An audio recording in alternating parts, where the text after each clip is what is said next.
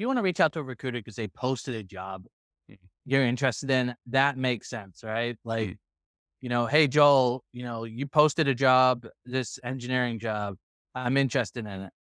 But just know if you don't have experience, mm, you're going to be bottom of the pile because it's like recruiters, the way that they're working is like recruiters, like, I think people think the goal is to fill the role.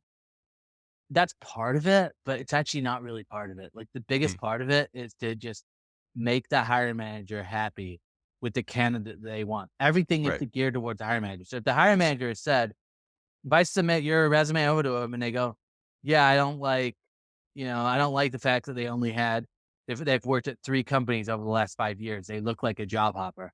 Guess what the recruiter does?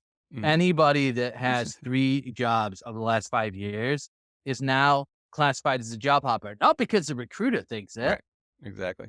It's not what the recruiter thinks, it's all to do with the hiring manager and make because the recruiter's job is to make the hiring managers happy with their candidates, and obviously that is filling the job, uh, but you're filling the job with the person that the hiring manager thinks is the best fit, not with the Mm. person who even is the best fit necessarily.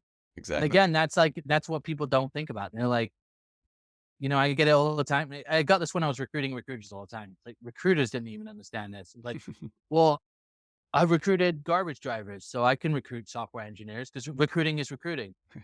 Well, maybe, but not when like the founder of the company wants somebody who has 5 years tech recruiting experience and 3 years in startup and 2 years at, a FAANG company. Mm. That's who I'm going after because they're the ones who are making the decision. I'm like a Exactly. gatekeeper to them.